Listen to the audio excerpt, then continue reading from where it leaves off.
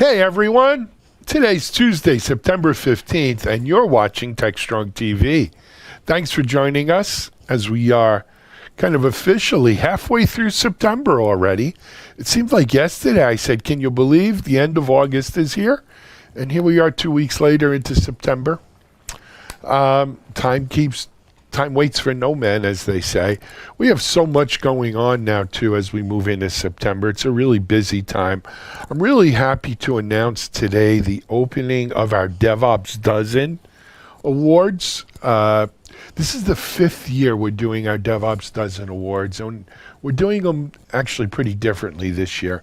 I call them DevOps Dozen Squared, number 2, because there's actually going to be 2 DevOps Dozens. So there's 24 awards in total.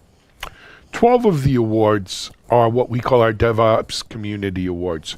These are not meant for tool vendors or service vendors.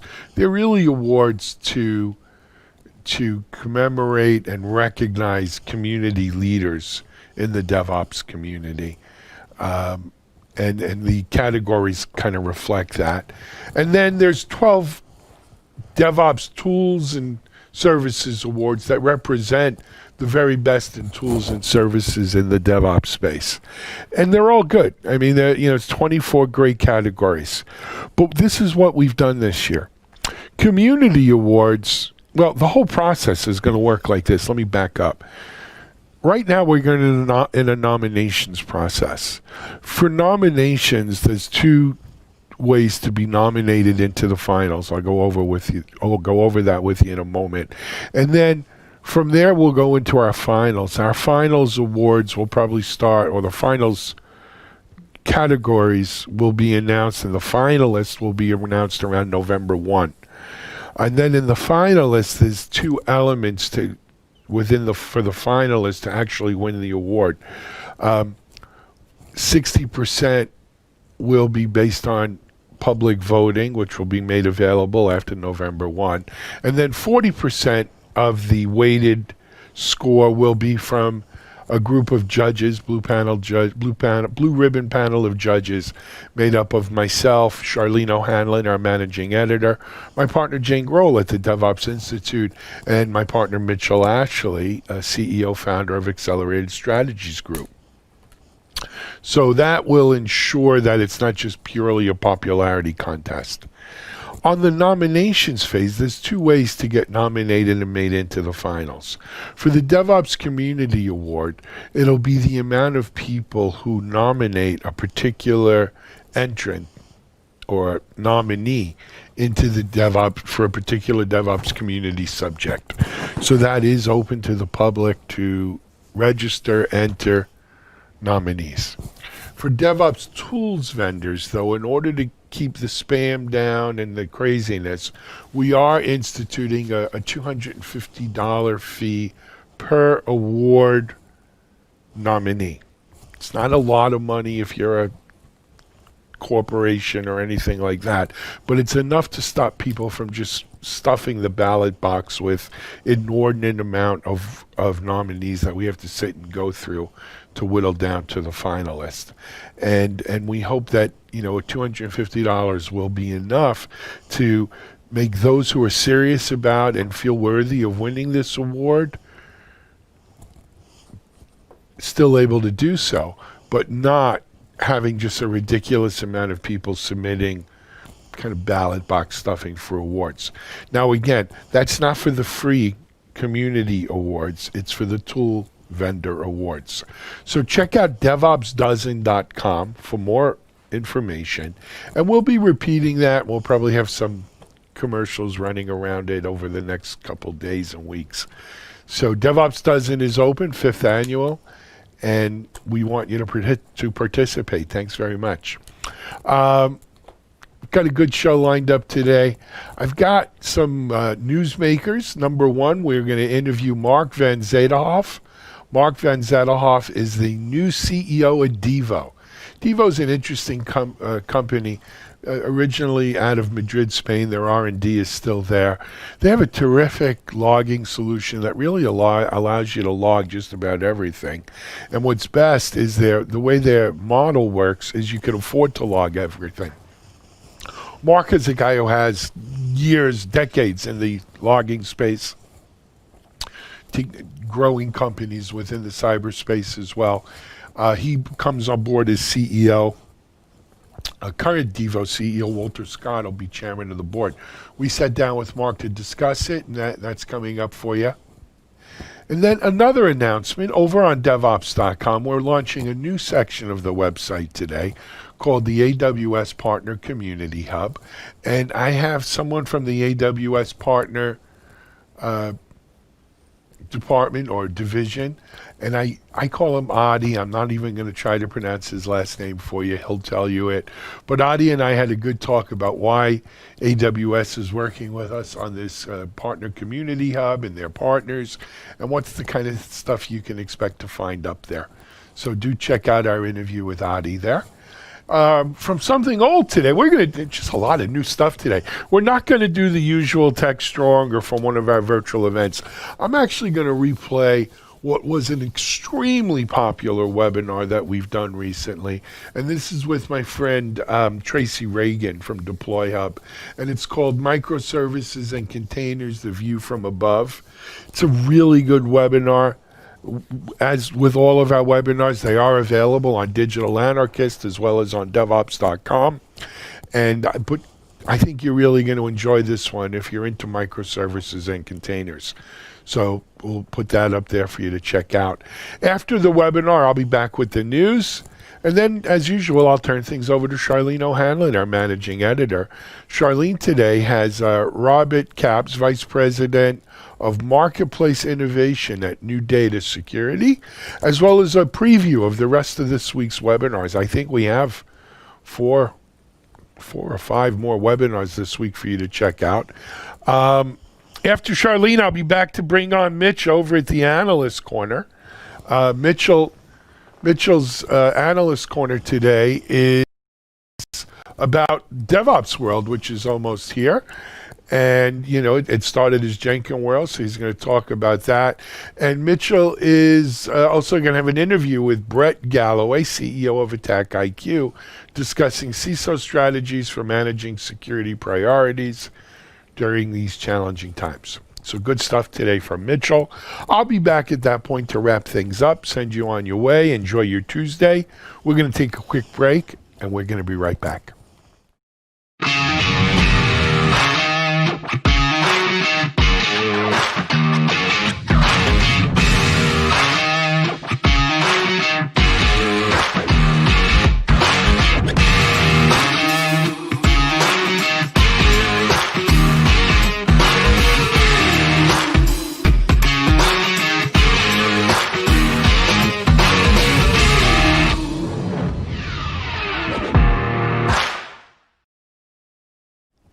A new CEO, and there's nothing like the excitement of a new CEO taking the reins of a company. Mark van Zelderhof has been in the logging space, security space, for 20 years or more. And he really got excited with Devo and their technology and what they have going on, so much so that he's become their new CEO. Current CEO Walter Scott remains as chairman of the board. And they've got big plans. You know, the nice thing about Devo is not only do they have the capability of being able to log everything, but their pricing and business model is such as that you can afford to. And that's a game changer in the log space. So let's now go to my interview with Mark van Zelderhof, new CEO at Devo. This is Digital Anarchist. Hey everyone, welcome to another segment on TechStrong TV. My guest this segment is Mark van Zelderhof, and we're going to break some news here. Mark has just been appointed and accepted to be the CEO over at Devo, a real up-and-coming company in the log management and analytics space. Hey Mark, welcome to TechStrong TV and welcome to Devo. Thanks for having me, Alan. Super excited to get started. Yeah, absolutely. So, Mark, you know, Devo's a company we've covered from time to time. Julian Waits has been on our show before, but not everyone in our audience is familiar with them. quite frankly. And so why don't we start there? Why don't you get, you're a fresh guy on the scene. Give them your fresh guy's look at what is Devo. Let's talk a little bit about what got you excited about wanting to take this job. And if you don't mind, give us a little bit of your background too before coming in here. Okay, that's a lot. That's a lot. I gave you a big project, but That's we'll awesome. we'll Well, take it in bite-sized chunks. Sure. I mean, Devo is an enterprise and security logging company. It's a cloud-native application that sucks in all of the logs from an enterprise to make sense out of a number of problems. IT operations, DevOps, and increasingly security is where the company has been finding its footing. And you were mentioning my background, they're kind of very related because I, after some time in strategy consulting and venture capital, I ended up at a Dutch based outside of Amsterdam at a logging company. And we used to, this is 20 years ago, we'd send a CD-ROM to our customers and say, you insert our software into that Windows server in your data center, you can start collecting some logs. Very scalable, right? Mm-hmm. And then, Yeah, of course. As we sold that company to IBM, I was kind of the co-founder of IBM Security, and one of the first things we did when we built IBM Security, which we ended up growing to over $2 billion in revenue and over 8,000 people when I left in 18. But back in 2012, we went and bought a company called Q1 Labs in Waltham, Sure. Massachusetts. And that was a security logging company. So that was my second time. And Q1 Labs didn't send around CD-ROMs; they sent around appliances. So we would ship hundreds, if not thousands, of appliances a quarter, highly scalable. Collect your logs, and it's a great solution. And I guess I've learned that for every generation of compute, there's a generation of logging. And Devo is the cloud generation of this. It is pure cloud-based. And it can do things at a scale that is unrivaled, and it is not just security, which is very much my background. As I said, it can do a broader set of use cases, and maybe we could talk about those use cases and the value of them. But at its core, enterprise and security logging at scale from the cloud. Absolutely. Mark, I have about 30 years in IT, but about 20 plus years in security. And look, I've seen that kind of progression as you've mentioned, selling appliances. And when we look at log management and it was tied into SIM, and that kind of stuff. But when we look at, sending the CDs that you can run on generic kind of Linux LAMP stack, if you will, and then we went to the appliance model with Q1 Radar and some of those. And of course, one of the big ones back then was like ArcSight that HP paid a lot of money for. And then, but it was amazing how quickly we moved to a cloud-based model where who the heck wants to spend $500,000 on or $300,000 on a piece of hardware when it's the software. So it moved to the cloud, and we even quite frankly have seen. The guys from ArcSight, for existence, were really behind Sumo Logic, which was kind of a next gen, right? In that, all the players, including my old colleagues, are moving to the cloud. That's where it's at. Old log players never die; they just move to the cloud. maybe, yeah. To paraphrase MacArthur. I think what has me excited about Devo is it's a broader play because it's not just a security play. It's a broader play, and then you mentioned some of the players out there, and really many of them had to shift to the cloud, taking code bases. They weren't native. Yeah, this is native. This is like, and in the beginning, there was a lot of consternation at the company because they had this native cloud logging solution. If you look at Walter Scott, who's been leading the business and doing a great job over the last few years, they really had to decide: are we really committed to this cloud stuff, or should we bring it on premise? Because you were 3 years ago still getting the pull into the on premise scenarios.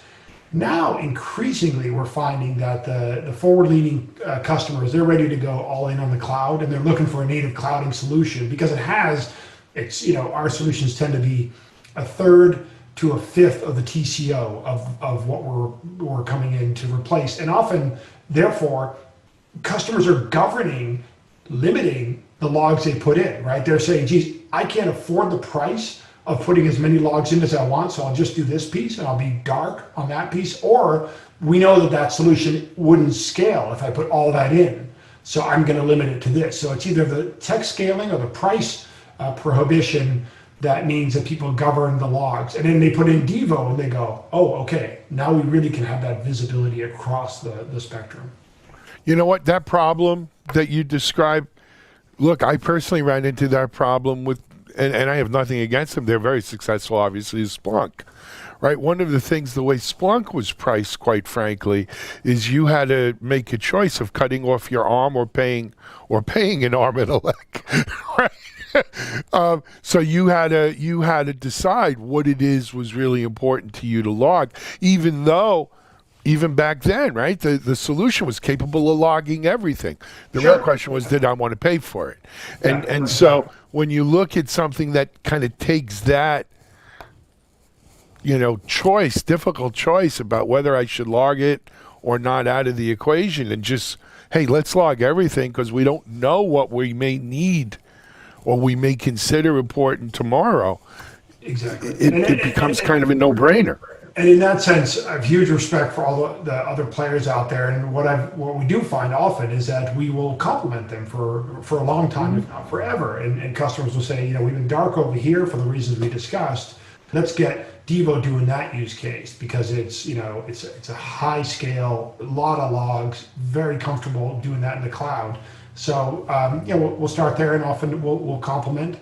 But the technology it's incredible technology. I mean, like I said, I've been in this space for a while, and it's just when you see the speeds and the scale that it can reach, and then also the just a fewer number of people that need to be involved. So we see customers coming off other platforms have teams of people they need to actually keep this thing going. So there's just a real nice reduction in TCO, expansion in use cases, expansion in your visibility. So it's a nice story. Yeah, no, it's a great story. And to be fair, we spoke off camera. I know Walter. I guess it's more than a year. It's probably a year and a half or 2 years now. Yeah. But so I've been familiar with Devo since Walter came in. They changed the name, and the company was originally, of course, founded in Spain. Yeah. R&D is still there. Technology was never the issue. They've actually got great technology. I would imagine, Mark, and I don't know if it's too new because you don't have that. You haven't been here long enough, but I got to imagine that COVID and the move to cloud transformation has accelerated. Yeah. People saying, I want nothing to do with an on-prem logging solution right now. We don't even have anyone on-prem. Right. There's no one to install the appliance. So we got to move. We got to move to that. Yeah, that's helped us a lot. We've also made some enhancements in the product this year, introducing a security operations capability into the product. So that really is strengthen our appeal to the security operations center use case, and we've seen, you might have seen some press releases we've done, but U.S. Air Force coming on board with a huge deployment that we're working on there, and several other customers. So we're really the company's been working really hard and had successes, but now all of a sudden we're getting rewarded with a lot of wins, and now we got to scale with the round of funding that we're about to announce. We'll be scaling a lot of areas of the business. Sure. So, Mark, you brought up the Air Force contract. We, as I mentioned, I think at the top of the show, Julian Waits, and I don't remember his exact title, but he's like head of cybersecurity. Exactly. He's the general manager of the cybersecurity business for Devo. So he's really been the leading light, along with, of course, a number of folks of taking us there and leading some of these very impressive customer engagements.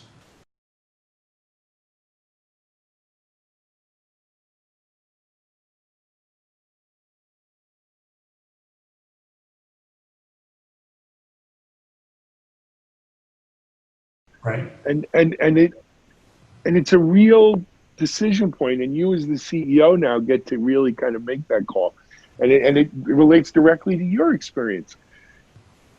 Does the allure of security in logs where logs are so important to security that log companies become de facto security companies. In other words, 90% of what their Q1 radar, right? It was a log company, but it was primarily thought of as a security company. A lot of the log players really kind of got sucked into being all security all the time. When we had Julian on talking about the Air Force, he talked about the commitment Devo was making to security.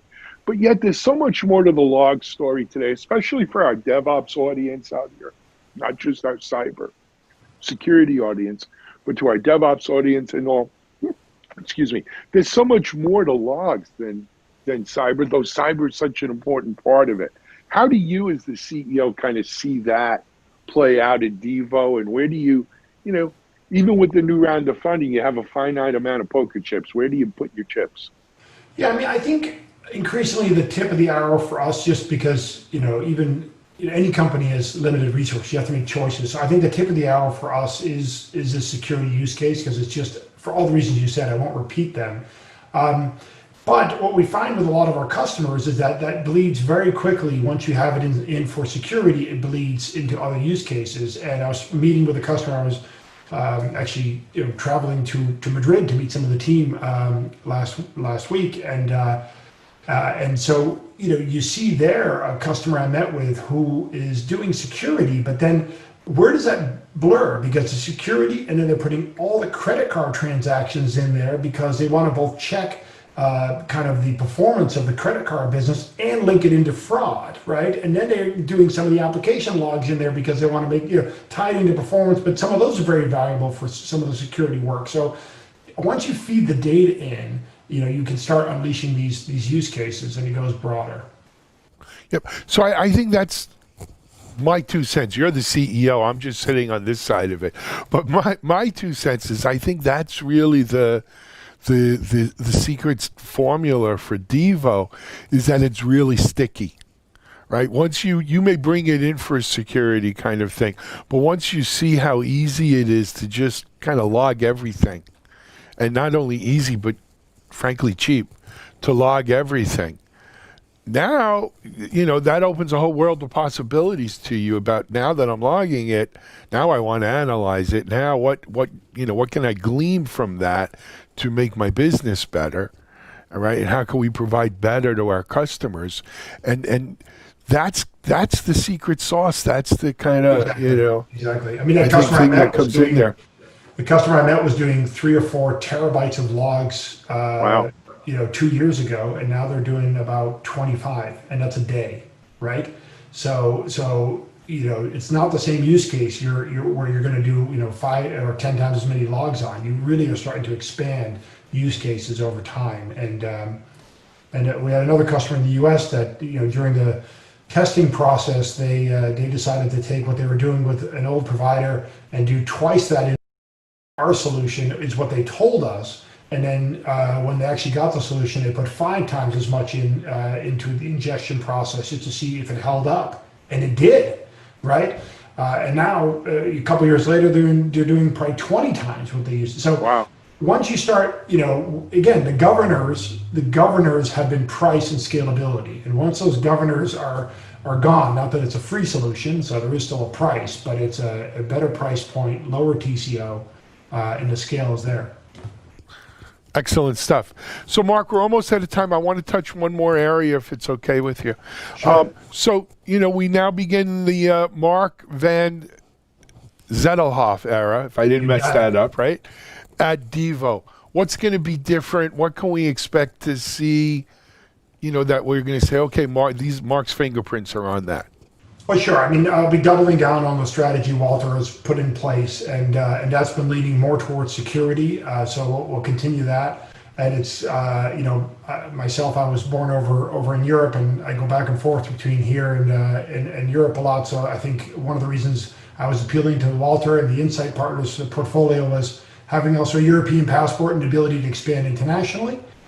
And then because I had the experience of scaling a business to thousands of employees, a couple times, we're going to have to do that here. I'm tempted to say the word growing pains, but that's negative. But as we grow, every department, whether it's marketing, sales, the deployment teams, the professional services teams, the development team, the engineering team over in Spain, we need to really start to scale to keep up with the demand that we're seeing responsibly. But and that's not just more people; it's automation, it's professionalizing all these processes. So, it's a chance to take it from the founding phase, and then the kind of proof phase, and now the scale phase of the company is what I'll be doing, and tilting it a little more towards security, but not abandoning the roots.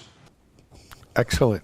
Excellent. We should mention, though, Walter is staying on as chairman of the board, I believe, right? You got it. Walter's going to be the chairman, so he and I are going to be partners in crime. And I think we also discussed that we're announcing at the same time a $60 million round of funding from Georgian partners and Bessemer joined Insight in this round. So this is our Series D, and we're very happy to have a few new board members and a lot of more fuel in the tank as part of that. That's fantastic news. Hey, Mark, I wish you nothing but tons of success at Devo. Keep us posted. Come back and visit us again soon. Keep it. This is something near and dear to our audience. So I'll bring Julian with me next time as well, and we'll catch up. You know what? I've been looking for him. Tell him. So yes, bring Julian back with you. We'd love to have you. Mark Van Zelderhoff, new CEO at Devo. Continuing the mission there, focusing on security. Mark, thank you for joining us, and best of luck. Thank you, sir. Take care. All righty. This is Alan Schimmel for TechStrong TV. We're going to be right back with our next guest.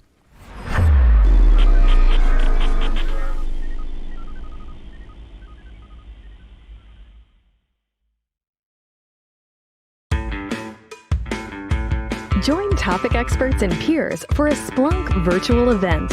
Observability to enable your digital initiatives. Are your apps and services distributed in the cloud, getting refactored as microservices, or becoming more complex? If they are, you must factor in observability. Observability is all your data to help you find unexpected failure conditions, explain why they happen, and resolve them fast. This event is about the challenges, opportunities, and best practices to successfully build observability into everything you develop, deliver, or monitor. Register today. As I said at the top of the show today, we're really happy to announce the DevOps Dozen Squared Awards today. But on top of that, we're also announcing a new addition to the DevOps.com site, and that's the AWS Partner Community Hub. And this is a place where AWS and its partners will be placing a lot of content in a lot of different formats: rich media, audio, video, downloadables, blogs, and everything else. All around DevOps, obviously, and the AWS partner community. I had a chance to talk to some folks from the AWS partner team. Here's now my interview with Adi. As I said at the top, this is a tough one for me. I'm not even going to pronounce it, but it's Mupavanarapu. Call him Adi.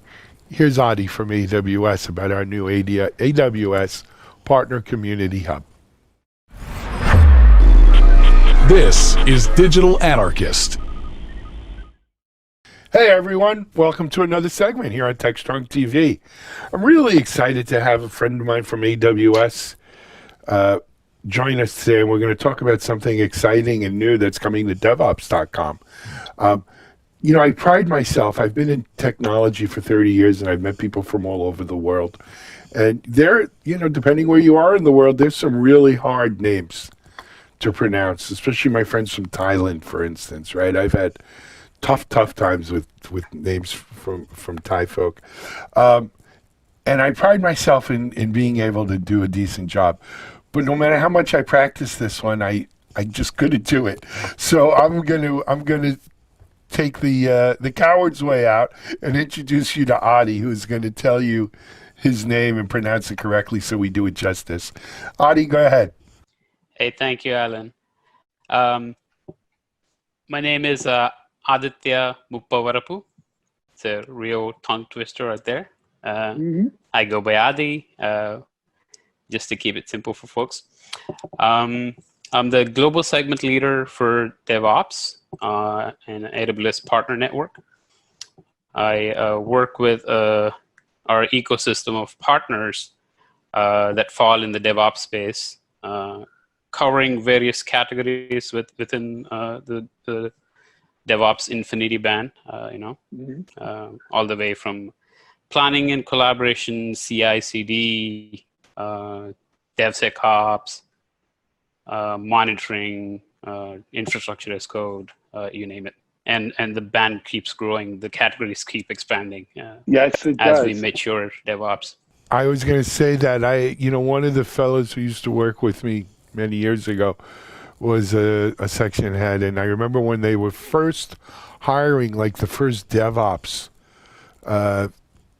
sections there, and it was so narrow. And you look at it now, Adi, right? And you have things like DevSecOps and observability and continuous testing and just so many. And then kind of the names have been changing too, right? Observability is now a thing. It used to be sort of monitoring and AI ops and all of this different part. Then you have the GitOps part of it and the CI/CD and as you said, it goes on and on and on. It's good for someone like me who runs DevOps.com, but for our audience out there, of course, they look at it and say, "My goodness, I need to get more training. I need to stay up on my latest skills. I need to understand what's happening." Yeah, and it also has to do with how things are evolving with modern applications. What used to be a monolith, single application, easy to manage, build, and deploy, is now many microservices, very distributed and hybrid. So it, along with all the benefits that comes with it, it also brings a lot of complexity and new problems that need to be addressed. So that's something we haven't quite solved yet. I actually saw a survey, Adi, the other day that I think it was on AWS. 75% of new applications being deployed across AWS are being deployed on a Kubernetes base, right? Microservices, Kubernetes clusters.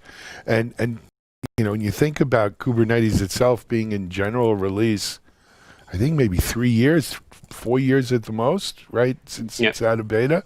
And 75% of new applications, right, are being deployed on that kind of new stack. That's mind-boggling. It gives you a really great insight into the pace of adoption and the pace of change within the space. It really is it's an amazing thing. Anyway, Adi, the reason we had you on and we invited you on was, over at MediaOps, people, my company behind DevOps.com, we're really pleased to be announcing a new microsite or a new section on DevOps.com called the AWS Community Hub. And it's actually the AWS Partner Community Hub. And it will feature many of the great partners that AWS works with within the DevOps space, which, as we've said, is always in a constant flux. But we're really excited to be hosting this. We think it's going to be a great resource for our audience worldwide. Why don't you tell us a little bit about what you think about it? Why AWS felt this was an important thing to do, and what's happening? We strongly believe that our technology partners are key to solving a lot of our customer problems. So using AWS as a platform and leveraging our partner solutions on top of it really drives home a lot of solutions and use cases for our customers. So AWS as a platform provides all the foundational services, and partner solutions on top of AWS really addresses those use cases that are existing or also upcoming. So we strongly believe in our partner community. Agreed. And you know what? When you think about Adi, when you think about the complexity, as you mentioned, and the constant expansion and flux of the marketplace, of the state of the best practices and the state of the art, let's call it, right? It's no wonder it almost demands that even an organization like AWS, which, let's face it, is the standard in cloud deployment, you have to have all of these great partners in order to stay on top of the constant change, the constant innovation that's going forward, right? It almost demands that you have a lot of partners that help you, and not only help you, but help the end users, help your customers to have state of the art. Absolutely. And for various reasons, customers have unique problems. There's not a silver bullet that will solve everyone's problems with just one tool or one solution. So that's why we strongly believe that having those options available for customers is really important, and that's why we have a very healthy community of partners.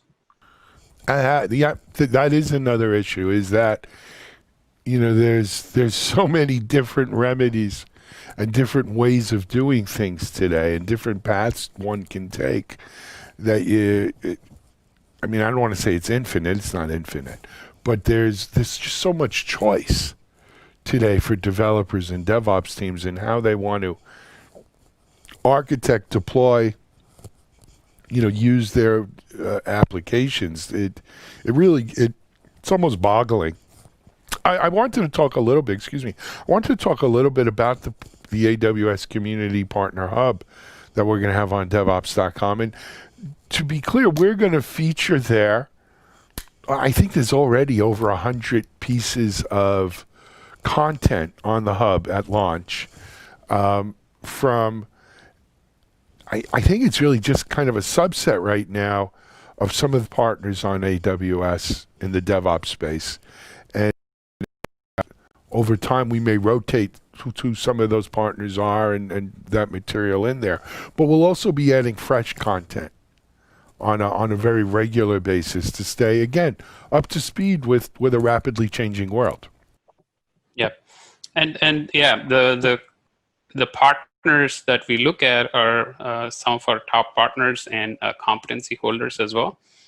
So we do have a competency program within our partner network, where our partners go through a really deep technical validation, and also we have a proven customer success track record.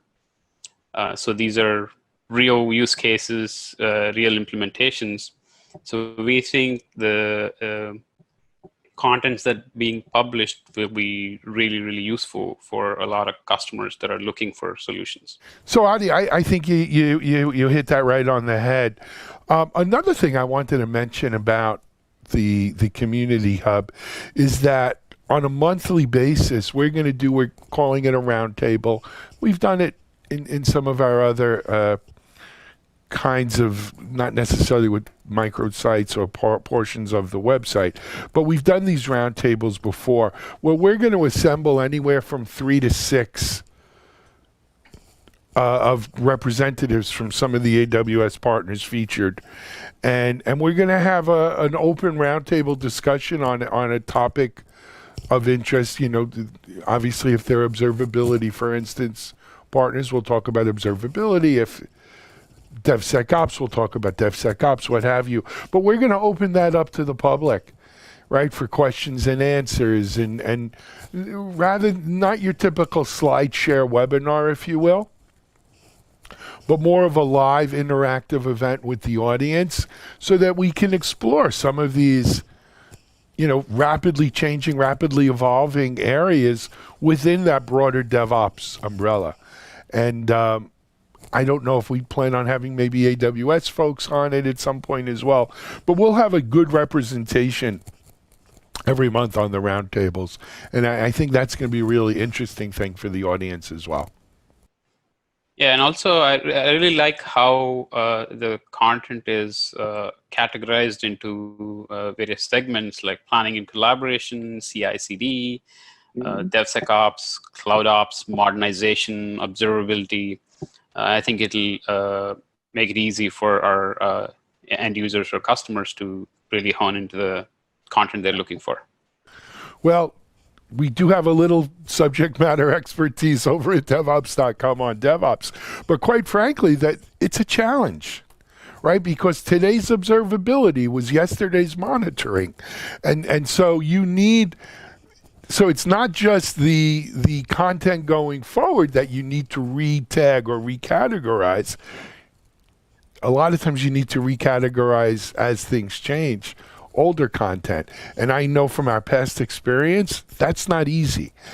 Someone should automate that somehow, but it's not an easy thing to do. But you're right, it makes a lot of difference because I started DevOps.com almost 8 years ago, and from the beginning my intent was to have more content related to DevOps than any other site. And it was fine in the beginning, but very quickly we realized, as you said right at the beginning of the show, Adi, that DevOps keeps growing. And our articles kept growing. And if we didn't come up with some sort of topology of how you organize this stuff, it becomes useless at some point. It's like a mishmash of just everything that the cat dragged in. And so we try really hard to categorize these correctly and make them more useful to our end users. Because the other thing, of course, we've seen, and I think you probably see this too, is it's not just the applications or the partners or the vendors that are becoming specialized. It's the people, the DevOps, within the DevOps team themselves. We have real specialization, right? You have SREs, you have observability people, you have DevSecOps folks, you have testers, continuous testing, you have sort of developers who are also DevOps versus developers who are, sort of that old line developer who doesn't really get involved in that. So you have CI/CD experts, you have people who manage that pipeline. There's the whole, I guess there's something here about systems, right? And how they evolve, but pieces don't, as one section evolves, other sections evolve along with it. So as the complexity of applications evolve, the complexity of users evolve.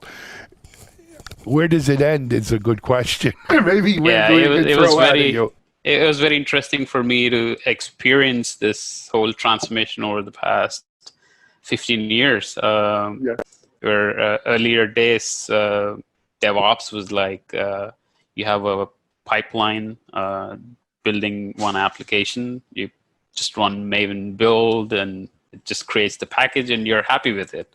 Yeah. But now these days, you have thousands of microservices. The teams are organized around microservices. At Amazon, we call it the two-pizza team,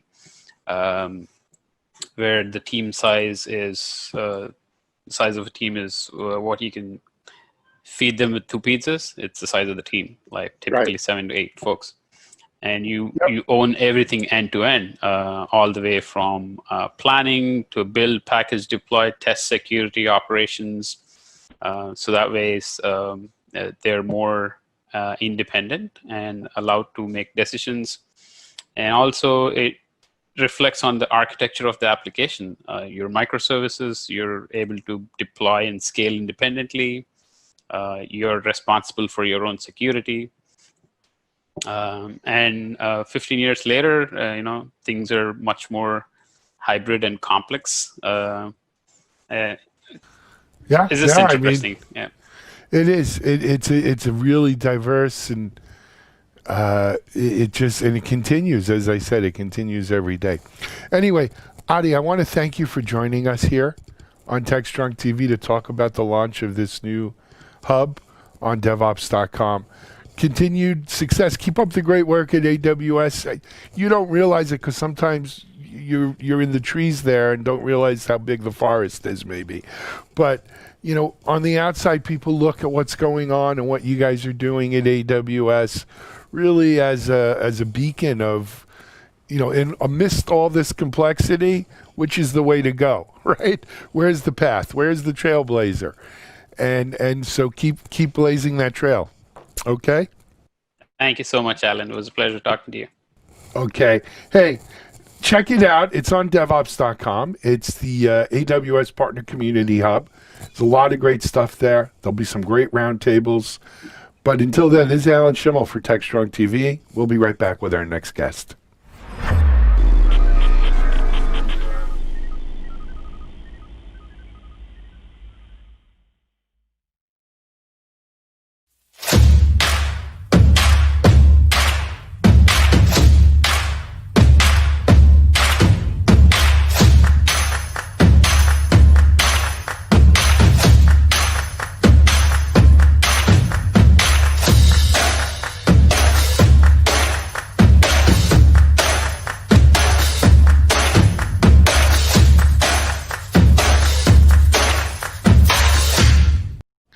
All right, next up for something old, we're going to do it a little different today. Rather than something from one of our virtual events, I want to replay what's become one of our most popular webinars that we've done in the last 3 or 6 months. It's called Microservices and Containers, The View from Above. It features Tracy Reagan. Tracy, of course, is a CDF board member, as well as the CEO, co-founder of Deploy Hub. And Tracy is joined in this by Brian Joe of Signal Sciences, which another company we work with quite a bit. And it's good. They're good DevSecOps. And this is about really the level of complexity that organizations may be unprepared to tackle with microservices. It's a great webinar. Our audience has loved it. You're going to love it. Here now is Tracy Reagan and Brian Joe from Signal Sciences and Deploy Hub on microservices and containers, the view from above.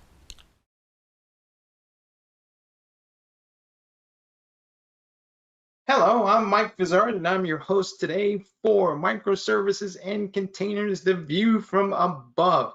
Joining me today is Tracy Reagan, CEO of Deploy Hub, and we have Brian Joe, who's the Senior Director of Product Management for Signal Sciences.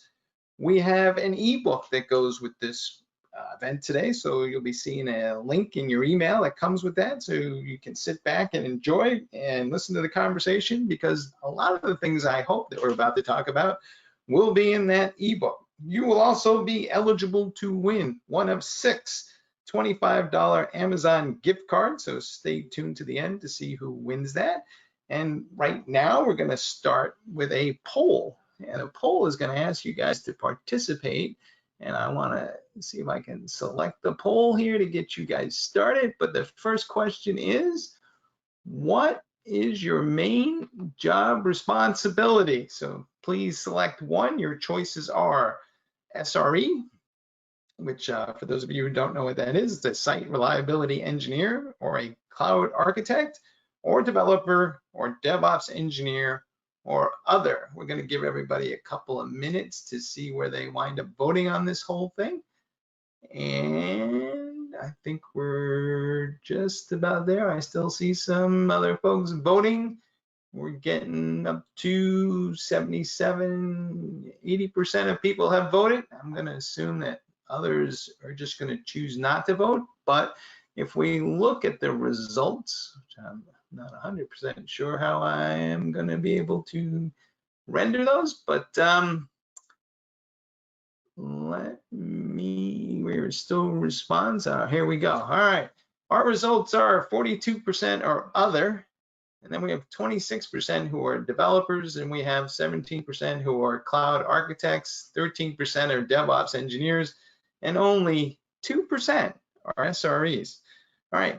With that, let's get started with Tracy.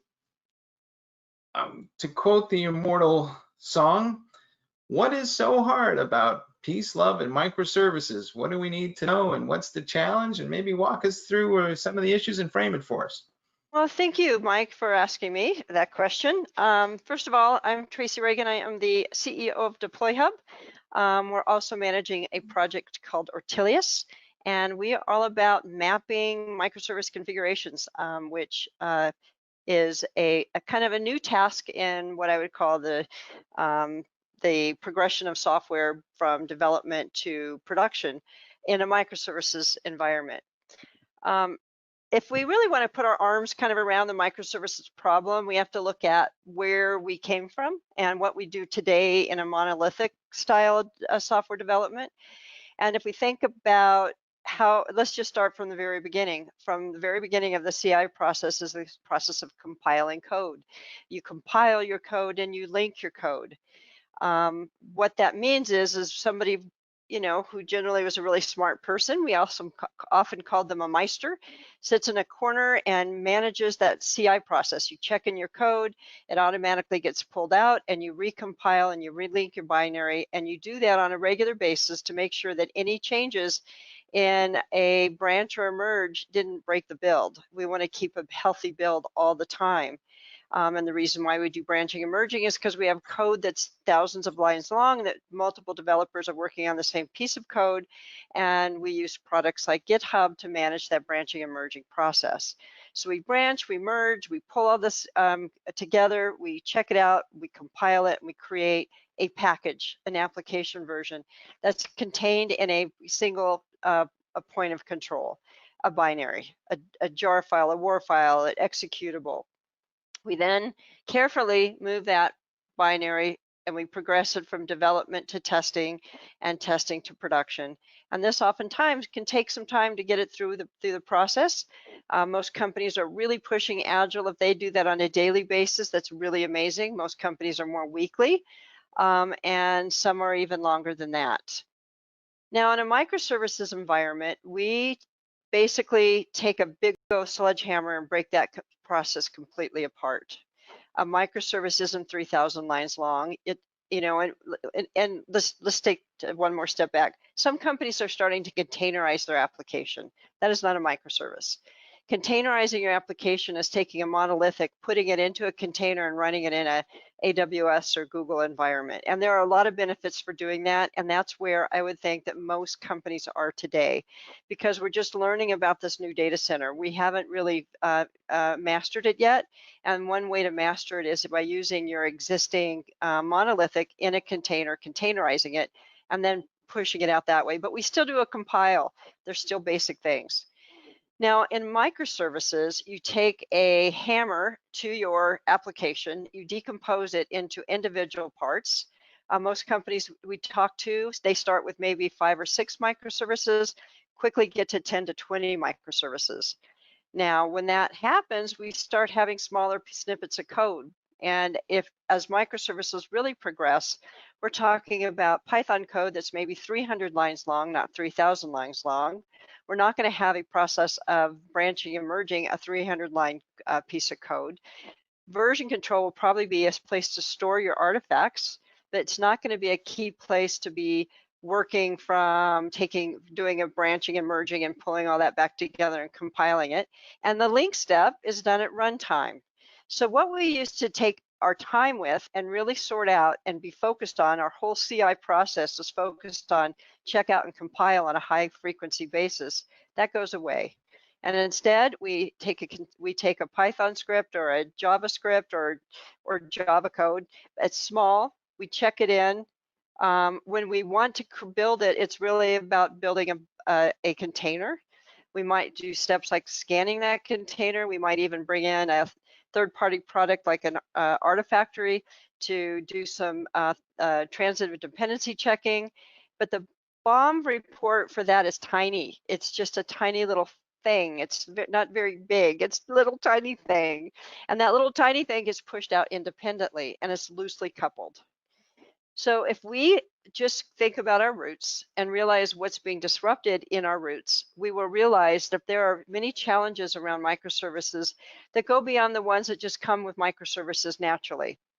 Like I just had a discussion this morning about configuring key value pairs for configuration data and key value stores. There are so many parts and pieces to a microservice that we have to track, because now we are putting then you think about taking a single function and installing it on its own laptop and then running that.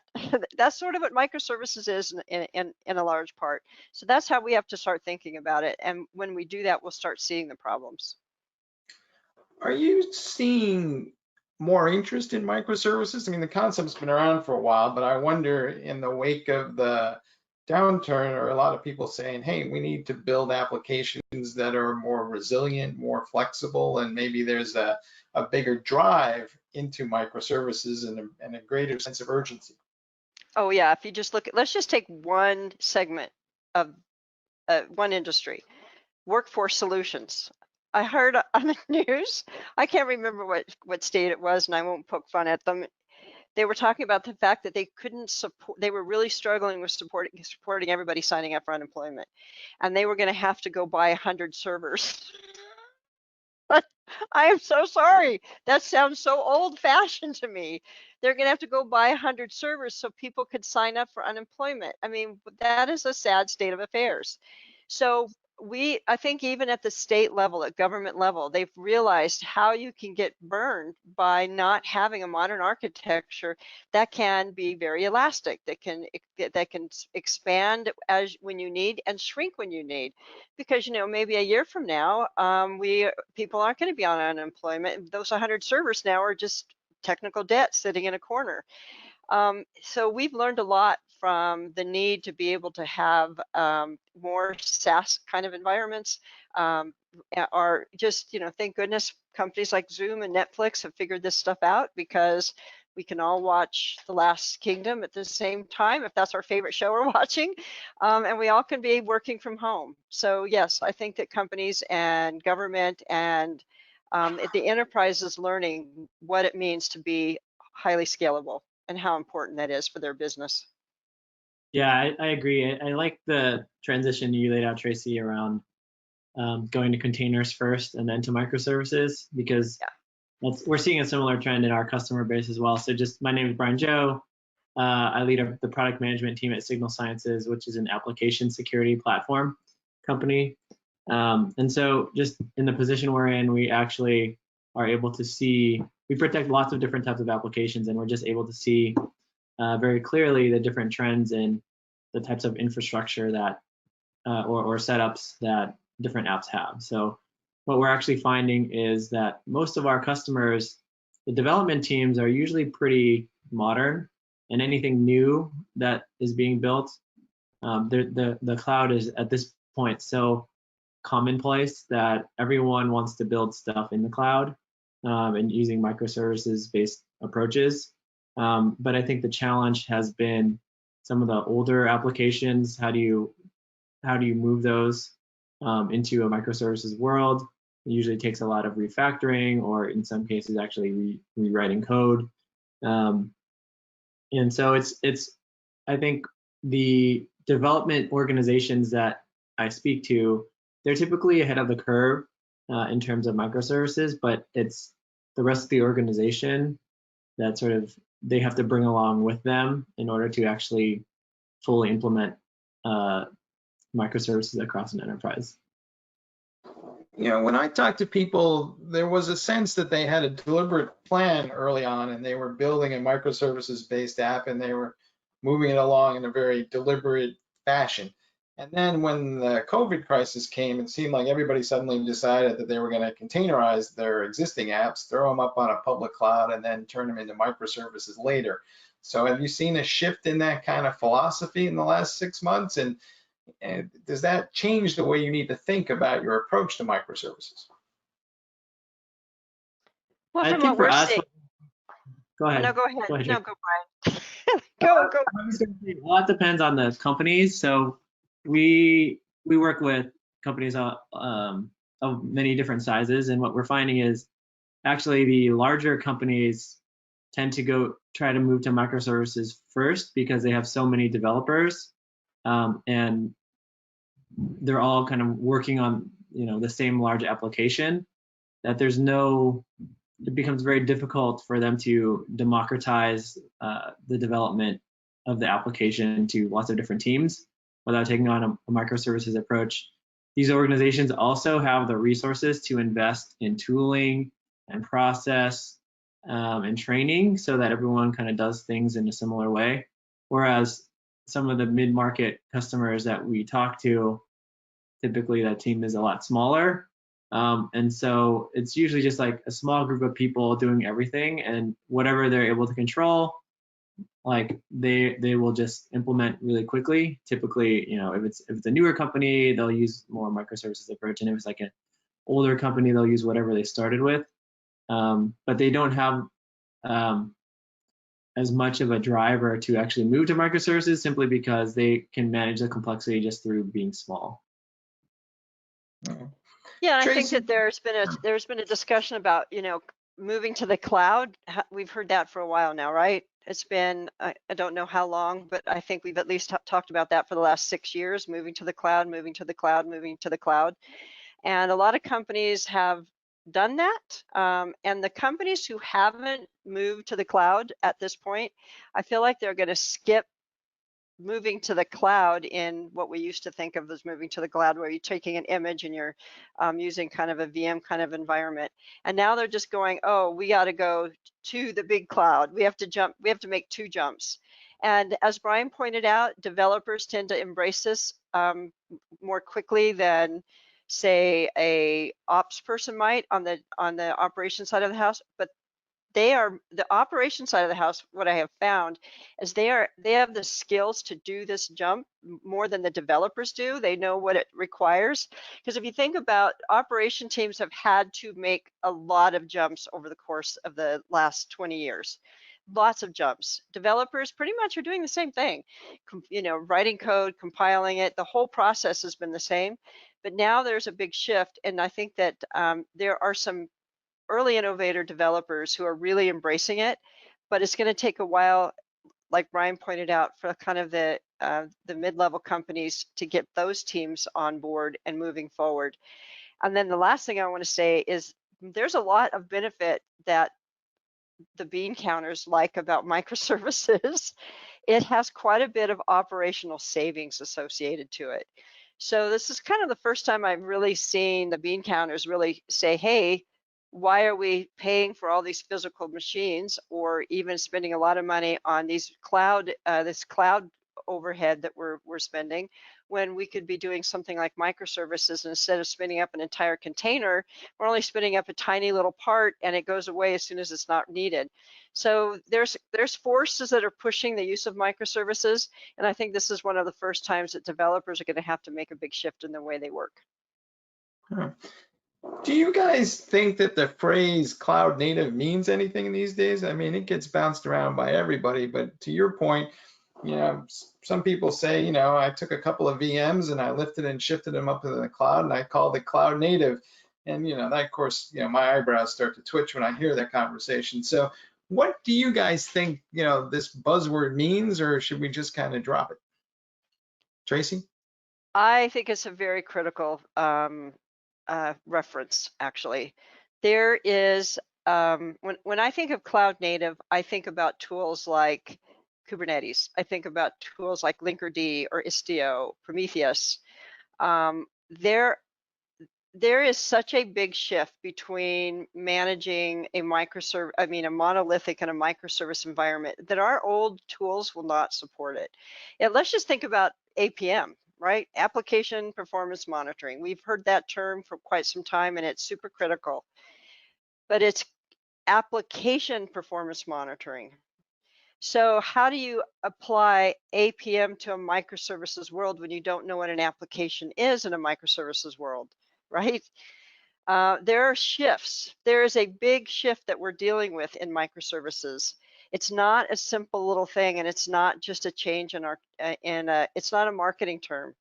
Cloud native really is talking about tools that are designed for an environment where microservices are the primary layer that applications are built on. And that looks very different than managing an entire application. So cloud native is an important term and it will be with us for a while. All right, Brian, you want to weigh in on that as a product it's management guy?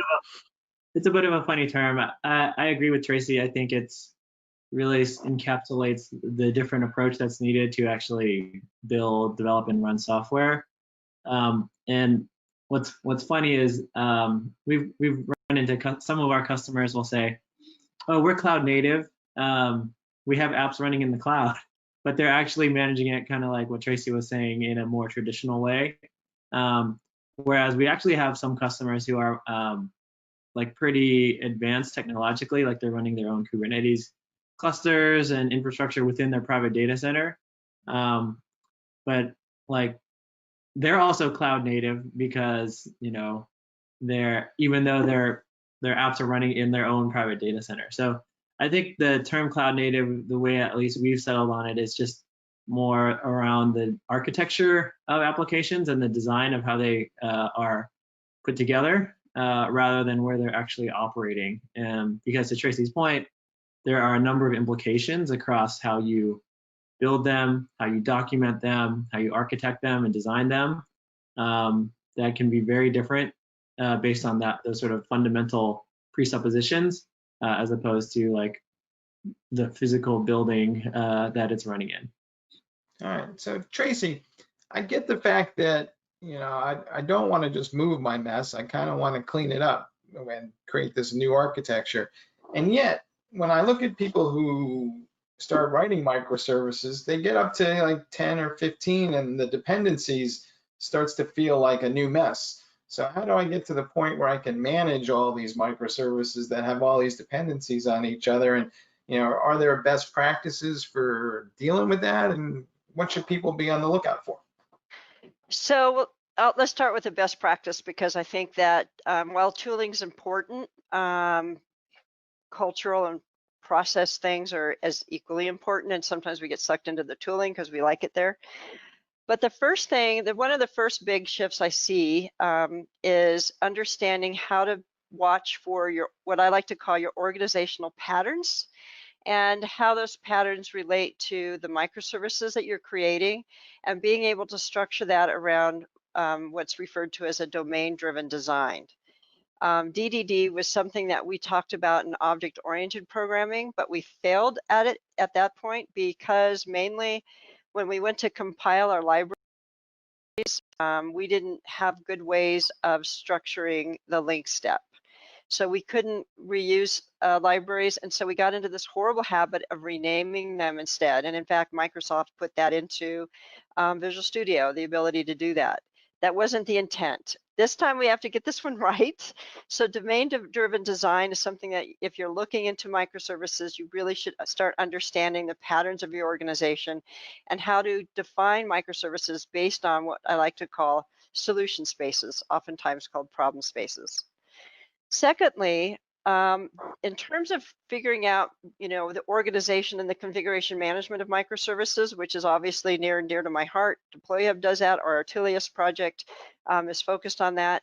There are a couple of ways that organizations are doing so. Sometimes they say they keep this information in their head. Sometimes they say they do it from a Excel spreadsheet. I have a fly that's attacking me. And sometimes they take a smarter approach. The smarter approach oftentimes are referred to as API gateways. Now, API gateways are ways to track some parts of your microservice environment, and those will have a registry, but they're all cluster-based. So cluster-based can be a problem if you're trying to track configurations across your clusters. So there's all kinds of new tools out there. Some of them are called observability tools. They're coming from the APM side of the house that allows you to see what the transactions look like. So what we're doing at Artilius is we're seeing it from a we're reimagining CI, basically. When we did this before, we didn't have a problem because we did it at the compile step. how do we reimagine the CI process to track the configurations and the relationships of microservices to applications when it's only a logical view of an application. And that's really the task. And every single cluster has a different set of microservices running on it that may have a different version of the application running on it.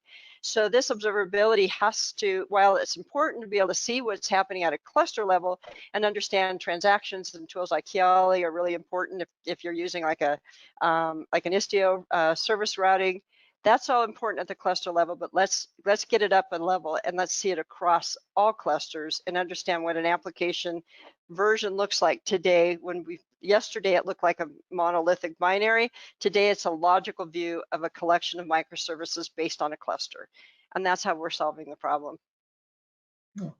Are there thoughts in here about what kinds of repositories people should be putting in place and to go deal with these microservices, or can they just use their existing ones, or what is the impact on that change in the tooling and the process? Well, this is a great conversation. I'm loving to hear what Brian has to say about it. So there are two kind of camps right now. There's the mono repo and the poly repo.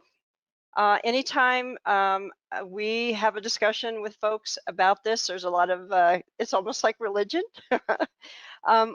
I personally think that a monorepo was great in monolithic development, but I think most companies are going to be moving to a polyrepo where they're managing microservices across multiple repos because they are independently deployable and they're going to have their own workflow. All right. Well, we happen to have a polling question on this, so before we jump to Brian here on that same topic, let's see if we can get this going. Our question is, what methodology are you using? And we have two choices here, folks: mono repos and poly repos. And if you don't know what that is, that's okay. Just hang tight because we're all about to learn. But my question to everybody here is, some of you may not be using any kind of classic repository, so we'll see where you are. All right, and we have the votes are coming in.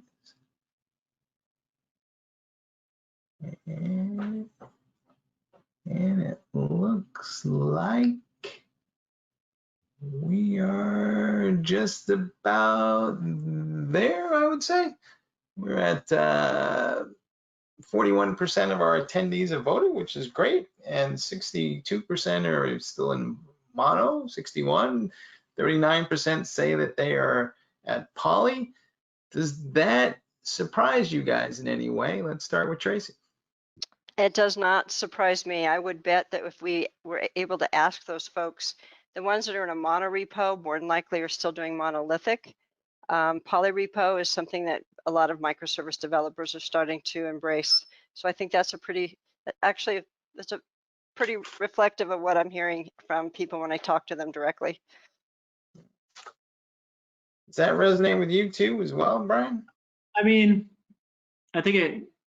for us at Signal Sciences, we're a smaller startup company, so we use a mono repo, and like our approach is microservices and cloud native type approaches. So that doesn't really surprise me, and I think the way I look at it is you're kind of solving a similar problem in both spaces. You're just doing it differently. It's really an organizational problem of how do you manage complexity. If you're using a mono repo approach, so putting all of the microservices in the same repo, then you have to manage that complexity through things like processes and best practices and like everyone agreeing to use a certain type of, say, GitHub label or project scheme. And the advantage there is the disadvantage is its process. So it's hard to enforce. People don't like process. People don't like following it. And you feel a bit of friction as an individual developer or maybe a Scrum team having to follow some process that isn't, entirely under your control. Polyrepo, I think you're solving a similar problem, but you're doing it with a little bit more of a tooling approach. But even at the end of the day, those processes need to be built into the tool and defined by somebody.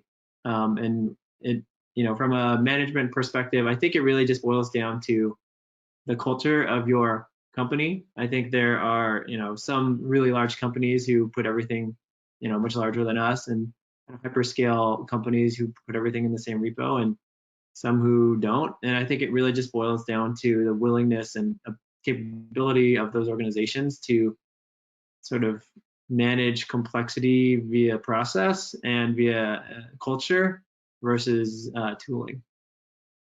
Do you guys also think that individual teams would create their own little shadow repositories from time to time that are outside of the official corporate channel repository? And is that behavior to be encouraged or discouraged, Tracy? Well, yes, of course it happens. And when we see splinters like that, I think what it tells us is that there is a change. And as Brian pointed out, there is a lot of work to do if you have a monorepo and in the process side to keep track of it. And when people start splintering off like that, it just is it's a red flag that says this is potentially not working for them anymore, and there should be a conversation. Nobody's ever doing anything intentionally to buck the system. They're doing it because it's not working, and every single tool on the market has, in terms of the development side, has different requirements and different things that's happening to it. So I used to believe that an organization could have a single process for every single team, but it doesn't really work that way. So there may be cases where you have a larger enterprise that has some teams working in a monorepo and some and following everything quite nicely, and other teams that are said, hey, this is just not working for us anymore. We have to do something new, and is splintering off. And as soon as that happens, it's time to have a conversation, because it's an indication that we're shifting. Mm-hmm. What is your sense, guys? And I'm going to ask you both to answer this question, and maybe we'll start with Brian. But microservices are supposed to be everywhere, right? They're going to be in the cloud. They're going to be on premise. They're going to be at the edge. And we're going to be living in this exciting world of hybrid cloud computing. So how do you guys envision all of this being managed at this highly distributed level of scale? I mean, I'm not even sure where one microservice begins and the other one leaves off these days. Yeah, I mean, I think this is where I come back to the point I made about culture, organizational culture, and I think the biggest shift that has to happen is really the organization and the leadership team has to just be comfortable with empowering their teams. And that's easy to say, but very hard to do. Because the fact of the matter is, with a microservices approach, you're putting almost all of the control into the hands of your development teams. They control what code they write, they control the infrastructure that is used, they control how much is going to be spent, because Amazon or other cloud providers are elastic. And so there's really not a whole lot that sort of like that executive leader can really control, other than setting up practices and setting up culture. And once they do that, they would just have to trust that like the teams that they put in place are doing the right thing, or doing what they are hopefully trying to accomplish. So I think this is kind of a high level way to say a lot just boils down to like, our teams doing things with high quality in terms of documentation? Are applications being architected up front, and is the architecture being designed and documented somewhere? Are best practices being followed consistently across teams? For example, with the monorepo, with similar like labeling schemes and project tracking tools and processes. I think a lot that's how I think the best organizations are able to manage microservices through culture. But it is, as I said, easier said than done.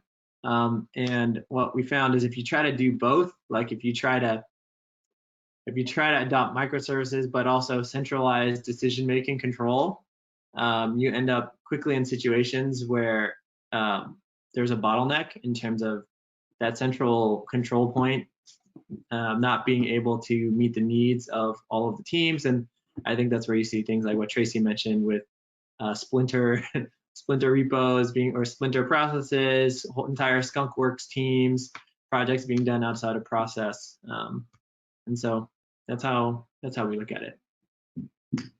That is a really good way to describe it. I love, trusting your developers. That should be the mantra for microservices, because that's really what it boils down to. Is think about, let's take a Death Star like Netflix.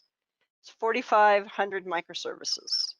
And they are all moving on a fairly frequent basis, according to what I hear from Netflix. They are extremely agile, and they are able to adjust to consumer demand really quickly. I mean, I don't even think about Netflix as being an entertainment company. I think of being as a technology company, because they have pushed the technology in such a way. Now, if we look at the monolithic world, we would, every time a change went out, we would go through this approval process, right? We go dev, test, and prod approvals, and letting everybody be notified. That's the sense of quorums. There's a lot of that in enterprises today. You can't do that with 4,500 microservices. You have to have a different way of doing it. And then one of the best ways to do that is to trust your developers.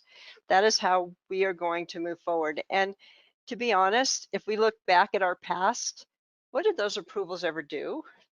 Really? What did they ever do? I used to just giggle about it. It's be like, okay, we're waiting for an approval from so-and-so who has no idea what our application looks like, has no idea what the impact is, but they were asked to approve it.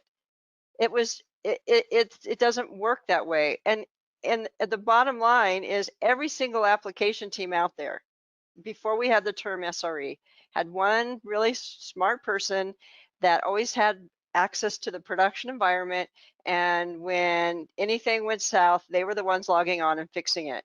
So in reality, we've always trusted our developers, but there's been terms like separation of duties, Sarbanes-Oxley, all of these other kinds of controls that have forced us to look at things in a different way and build out CD pipelines that may not be terribly realistic in a microservices world. And I'm not saying that stuff has to go away. I'm just saying it's going to have to look different. And I believe that if you have a microservice that impacts, 5 or 6 applications, you should have a stronger approval process. But if you have a microservice that impacts one application and it changes the way a drop-down box lists as a web component, it doesn't need to go through that. And that's what we're talking about. Microservices is really a new way of talking about features, pushing features out, and those features are going to go out on a regular basis. It's going to go out fast, and we have to change the way we think about how we approve things moving forward and trust our developers. All right, I keep hearing the word trust a lot, so that brings us to the dreaded security conversation. Brian, how do we secure all these different microservices that are running around? I mean, is each one going to need a firewall, or what's the best way to think about this? Yeah, well, first of all, it's not the dreaded part of the conversation. And I know security has a kind of a bad rap. And I think, I've been talking a lot about culture. I think that the biggest change that has to happen from a cultural standpoint with regards to security, is like from a security practitioner perspective, is you kind of have to go from this gatekeeper mindset to more of an enabler mindset, right? It's not dissimilar from just any other management structure where that's operating in a more democratized environment. You're there to serve the needs of essentially those that you're managing or that you're working with. And I think, for a long time, the role of the security person at a company was to say no to things because change was scary and change introduced risk. And change happened at a pace that was relatively manageable by a person or team. I think what we see now is the change is happening at such a high pace that that's just no longer possible. And so the role of the security person has to shift from, someone who's saying no to actually trying to build security into the existing processes or into the organization or into the culture. And so I think that's a kind of like a cultural change. From a technical change, I think there's a this is almost like an architectural change that has to happen around going from a perimeter-oriented security model to more of a zero trust.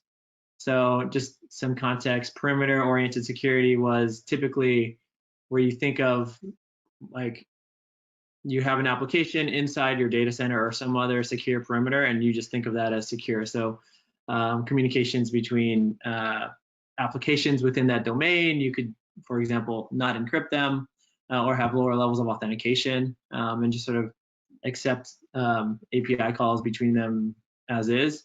But in a microservices world, it becomes harder to tell what is an actual internal call versus an external call.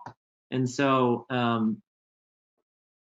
I think the only real choice is to secure every endpoint and to secure every API and microservice, because you know, even if it's used just for internal use today, it's very likely to be, you know, there's a good chance that those APIs might be used for external purposes later.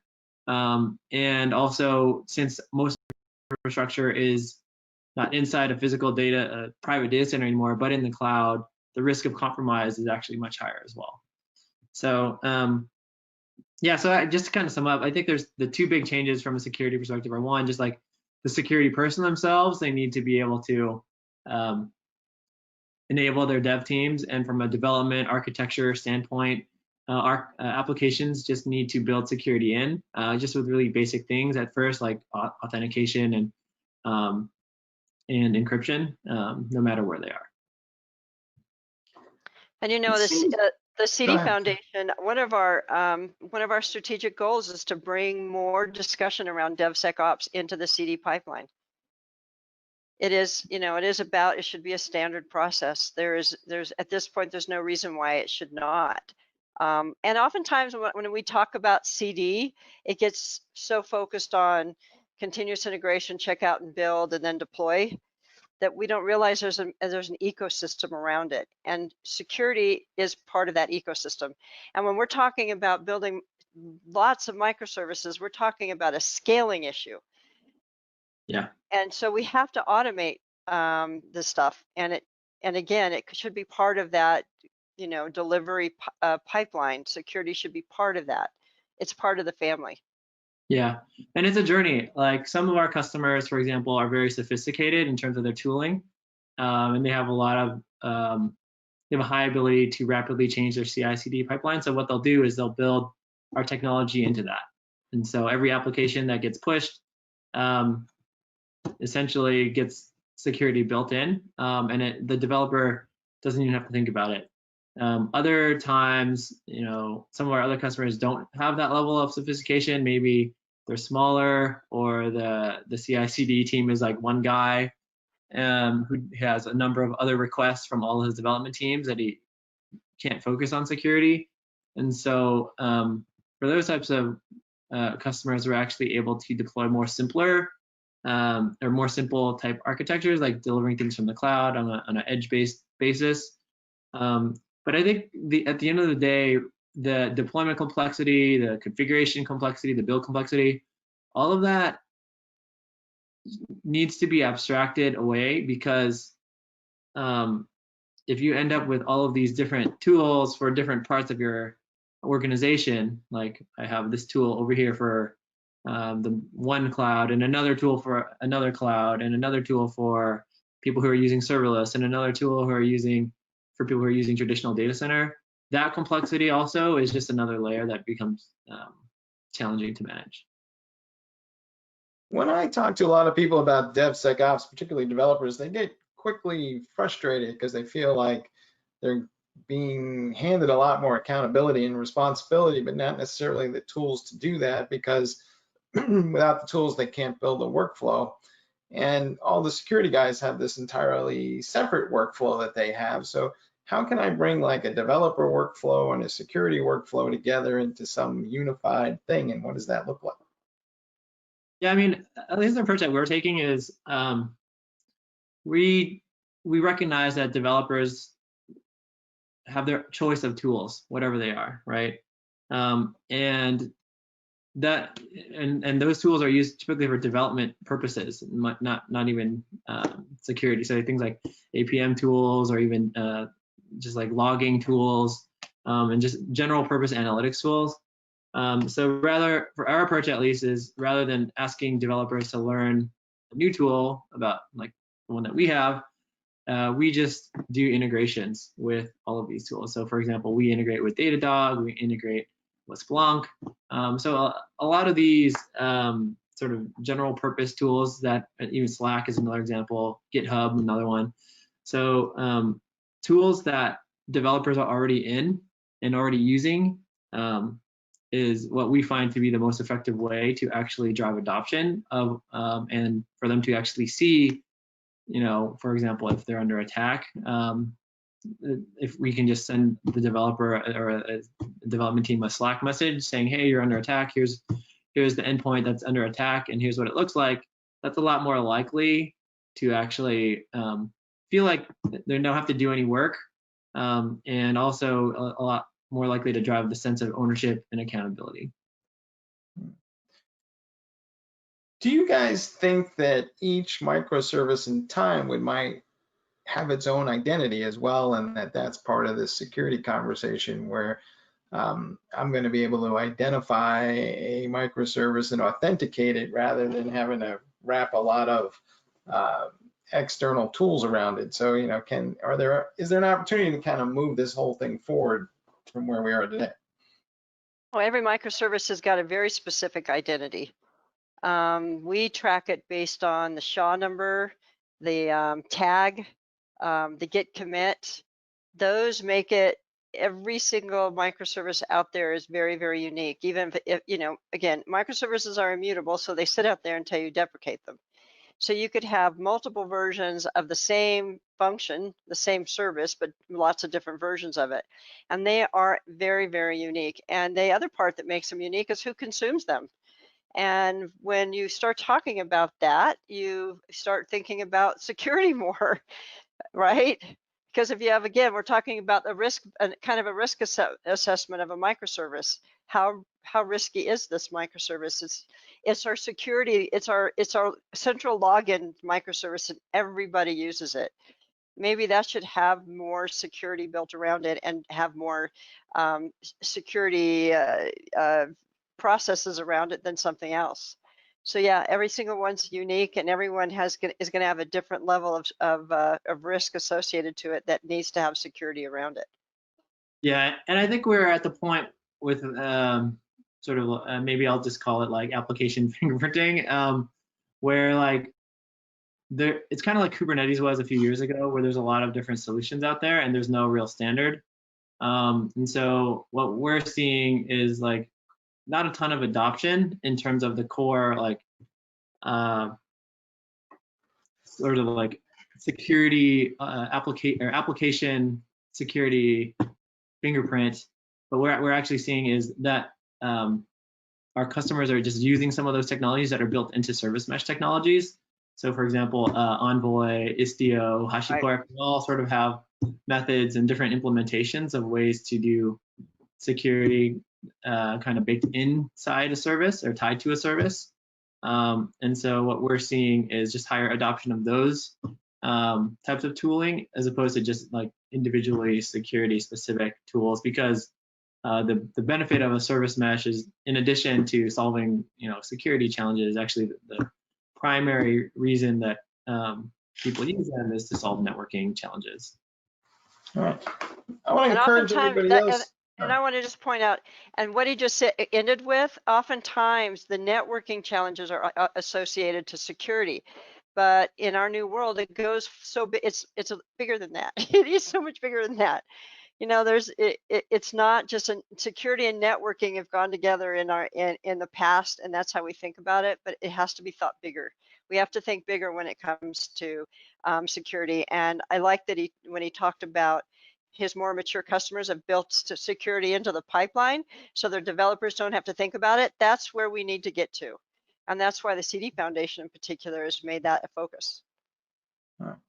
So let me ask you straight up, do you guys think that microservices applications are more secure or less secure than a monolithic application? Ryan?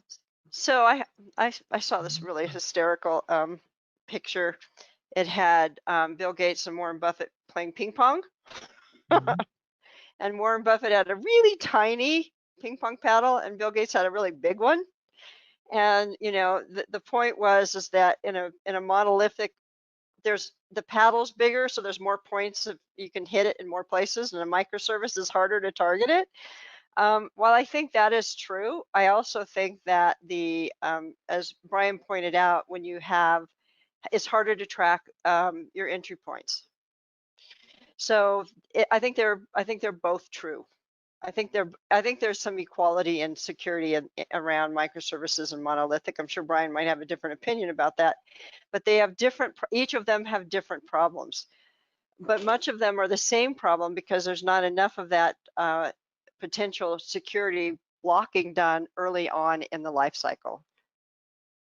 And they share that problem in common.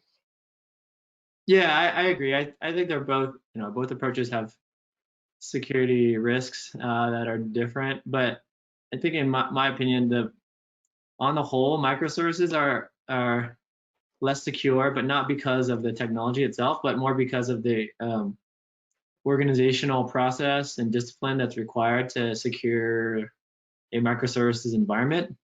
Like I think what a lot of organizations try is they try to dip their toe into microservices, and they'll build a couple, microservice endpoints, and then they'll do a couple more, and they'll do a couple more, and they won't really have an eye towards like what should it all look like, or how should they all work together when they get started on that journey. They just sort of try it. But what we find is with microservices architectures or cloud native architectures, there's so many, the complexity is so high that at the end it's really difficult to know where you're vulnerable, what your attack surface is, and building security into that requires such a different mindset that in reality, I think most organizations, when they get started, probably aren't doing it correctly. And so I think, I think, that's why I kind of feel like microservices is perhaps less secure to get started. But I think in the end, if you're at scale and have all the mature processes in place, like if you are under attack, it's a lot easier to fix a simple endpoint than to try to reboot your whole application. So you're actually able to respond more quickly and I think remediate attacks faster. So you can make the case that microservices can be more secure that way, but the journey to get there is fraught with mistakes, and I think that's where the danger lies. I think what I hear from people is a lot of apps never get patched in the first place because they're monolithic. So in theory, at least, if you can just rip and replace the offending code, maybe the apps will be more secure long term. I think that's what you were getting at the end there. Tracy, have you seen that in practice? Not yet. I have not. No? I have not seen that in practice as of yet. I have not seen, I haven't seen enough discussion in the DevSecOps. It's not a place I play in. Brian probably has certainly a different view, but I haven't seen, I see in practice container scanning. That I think everybody's figured out they need to do. But in terms of security down at the API level, I have not seen it. I don't see enough discussion around it. Yeah, I think it's because the root cause of that is a lot of tools are terrible, where like a traditional tool will tell you, oh, you're under attack, but then you don't know much, else, or you don't know enough information about, where you're getting attacked or which endpoint is affected or which development team. And so the chain of accountability just kind of breaks down from like the security person down to the developer who wrote the like bad code. And there's no ability to like kind of like navigate an organization to figure out who needs to make a change quickly. And that's why a lot of things never get changed. The approach that we're taking is actually where we have a lot of that automated through our detection capabilities. We're able to more quickly and more precisely classify different types of attacks and identify which APIs are being hit. For example, like we can tell if like a login endpoint's being hit, or an authentication endpoint or a checkout endpoint. And then we can quickly notify teams with the integrations we have with tools I mentioned, like Slack or Splunk or Datadog or those types of tools. So I think what we see is in the instances where we're able to actually notify the appropriate development team and also tell them exactly, hey, it's this application and this endpoint that's being attacked in this way, and provide them with sufficient data to figure out how to fix it, as well as to do that in a very easy and consumable manner, then what we see is those changes actually can be actioned more quickly. All right. I want to jump into some of the questions that are being asked, folks. And if you have not discovered the chat button there, click on it and you can ask a couple of questions. But one of our attendees wants to know, beyond infrastructure costs, are there more economic, tangible benefits to containerization? Tracy, you want to take a shot at that? And oh heavens, yes. Yes, there is definitely. So, we talk about low code. Microservices is a low code option. In our monolithic world, everybody wrote everything. We should be able to, basically, if you think about your organization and you really start looking at decomposing all of your apps and how they fit together, you're going to have probably about 80% of what every application team was writing is duplicated. Everybody has login routines. Everybody has sign-in routines. Some people have written the same SQL statement for every single application team just to go get customer data. That is what a microservice can do. A microservice can be reused across multiple teams. It's loosely coupled. That's the whole point of microservices, is to be able to create a foundation of microservices that your organization is going to reuse. And when you have a new application that comes in the door, you are writing 20%, not 80%, not 100% of the code. So yes, it's huge. The beyond even just the infrastructure, the savings, if it's implemented properly, it has a massive impact on how much code we have to write for a single application. Now, don't get panicked and think that microservices are going to replace your job, because as we enter this, we are in a modern architecture, we're in a new world. We are building AI applications and machine learning applications, and much of what we have written in the past 15 years is going to be replaced. We need to have microservices in order for us to step up and start creating the software that's needed for our times today and tomorrow. There is just no way we can do it building it in the old way we've done it. It's impossible. We have so much code to write. All right. Our next question goes to versioning. Is there a proper versioning strategy to consider across multiple deployments, or is the whole concept of versioning been just replaced by my continuous update of microservices? How do we approach that? Well, in Deploy Hub world and in Artelius world, we think about this a lot. And a microservice has a unique version. It's just like, if you think about code, we version code, and a microservice, once it's been registered to its container, has a unique thumbprint, and that's its version. And that's how we have to start thinking about a microservice, because every single one is unique, and one version can be deployed to a cluster, and then another cluster has a different version, and that's why our application doesn't work. I'm starting to hear it worked in my cluster, and it sounds very much like it worked on my machine. So yes, versioning has to be part of the puzzle, and versioning to the application is important. And versioning becomes more three-dimensional. In fact, just sitting here listening to Brian talk, there's probably stuff that we should be taking from a security standpoint and adding to the thumbprint of a version of a container, right? What security scans has been done on it, so you can look in one place and see that version has been, that kind of security has been handled. So versioning is going to change a lot. We have to think about versioning in a new way. Versioning with domains, versioning with containers, and versioning dependencies to application versions, which we still have in our world, but they're logical. So versioning is very different. from what we used to do with source code. But the more things change, the more things stay the same, and it's exactly the same. All right. Hey guys, that's all the questions we got. I want to thank you for spending some time with us, and I want to get to the gift cards. So we have no less than 6 winners. Congratulations to Adam C, Daniel F, Fran M, Josephine S, Carl M, and Robert L. I am sure all of you will be getting messages telling you where to find these cards, and I hope you have a good time spending them these days, because clearly we're not all going out as much as we used to.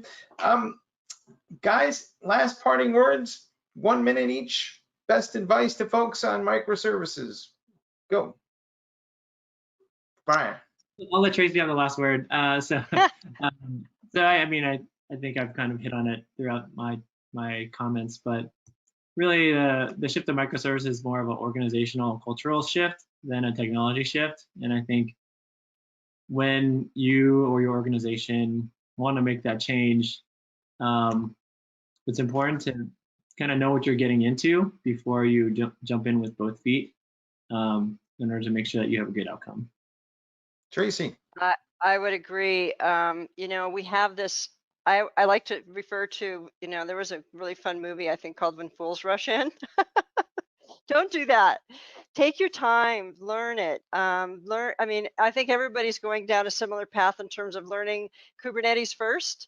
Go get yourself certified in AWS or Kubernetes. Really understand the core of how Kubernetes works. That's pretty critical.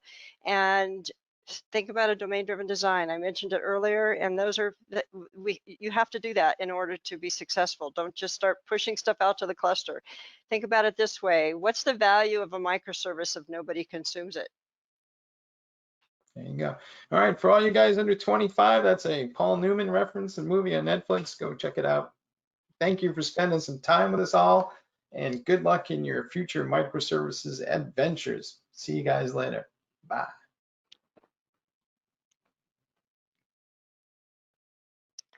Thank you. Brian, it was great. Likewise, thank you. Thanks, Tracy. Thank you, Mike. Have a great one. Hope you enjoyed that webinar from Tracy and Brian. Microservices are great, but, quite frankly, they're not for the faint of heart. They can get complex. There's a lot of moving pieces, and that was a great webinar about how to deal with it. Let's go to a couple of our headlines around the MediaOps community today, though. Over on Security Boulevard, we have news from Black Hat Conference, multi-vector EDR with Qualys. That's a great one. I think I'm in this one. But you can hear about the latest from Qualys there. We also have threat intelligence sharing in action. Cyber community COVID-19 response. Over on Container Journal, we have Solo.io creates control plane for Glue. So more news from our friends Edith Levine and the Solo.io team. And then over on DevOps.com, survey shows COVID-19 changes to enterprise likely long-term. I don't think anyone would argue with that. And then taking steps to eliminate unconscious bias in tech recruitment. We did an article about a company that specializes in that, came over from Singapore to London. I don't remember the name right now, but it's something that we, as an industry, we need to do. Also, we have a build tracker adds Jenkins support, and Oracle updates Java. It's a couple of the headlines around our stories. Check them out, and we'll be there. Now, though, let's turn back over to our managing editor, Charlene O'Hanlon. And Charlene has a guest today, Robert Capps, Vice President, Marketplace Innovation at New Data Security, as well as a webinar preview. Charlene, take it away. This is Digital Anarchist. Hey everybody, welcome back to TechStrong TV. I'm Charlene O'Hanlon, Managing Editor at MediaOps, and I am now here with Robert Capps, who is the Vice President of Marketplace Innovation at a company called New Data Security. Robert, thank you so much for taking a couple of minutes and talking with me today. Really appreciate it. Thanks for having me. Tell me a little bit about new data security. I'm not really familiar with you guys. So we're a company, we were acquired by MasterCard a few years ago. We're focused on consumer identification in non-face-to-face transactions. So every time you pull up your banking mobile app or you're shopping online, we could be there helping the company you're doing business with understand that you are you at the other end of that device. Okay. All right, great. So I imagine because of the work you guys do, fraud is top of mind in your company. Right. And really kind of interested in hearing about what you guys are seeing in the fraud space, particularly as it relates to COVID-19. And you know, one of the things that in some background information I got was that you guys see fraud kind of happening in phases with the pandemic. So can you kind of talk us a little bit through that and how exactly that's been happening? Sure, absolutely. So when COVID first broke, there were a lot of scams having to do with information. So we saw malware and other malicious software being deployed on news sites, on COVID tracker sites, on other places that people would congregate for information. The attackers were trying to use that web property to install malware to compromise the consumer's PC. The intention there is to steal information, steal logins and passwords, get credit card numbers, get bank account information, and such like that. From there, as the lockdowns really started to happen, we started to see more data breaches happening. As most people were sent home to work from home, so were information security organizations and incident response groups. And so these groups are typically worked in an office with their coworkers in a war room and working through all the problems in real time. Suddenly we're doing that over Zoom and Microsoft Teams and other products that allowed them to collaborate remotely. They weren't as effective. At the same time, they're doing homeschooling of their kids. Everyone's home with them sheltering in place. And so attentions were, drawn in many different directions. And the results, good, bad, or indifferent, were many, many data breaches, and lots of data was stolen from organizations. Now we're starting to see that data sliced and diced and handed out to other organizations, fraudulent organizations, to commit crime. Whether that's account takeover with usernames and passwords, or e-commerce fraud with stolen credit card information, or banking fraud, the wiring or transferring of funds out of legitimate accounts into mule accounts or overseas. We're starting to see that sort of thing happening now as sort of the third wave attack. The first being compromised computers, compromised end users. The second being steal data, and now we're seeing the operationalization of that data and attacks being carried out against all manners of organizations. Okay, all right. So now that a lot of states are kind of moving into kind of the next phase of reopening, if you will, what do you guys expect to see happening out there when it comes to fraud and data security? Yeah, so even with reopening, we're seeing a lot of consumers still relying on e-commerce, still relying on shipping of goods. Sure. There's inherent risks to e-commerce retailers in regards to card not present transactions, where the consumer is not physically with their card in a reader in a store. They're just typing that data into a website, and so they are subject to use of stolen data on their sites to acquire goods and services illegitimately.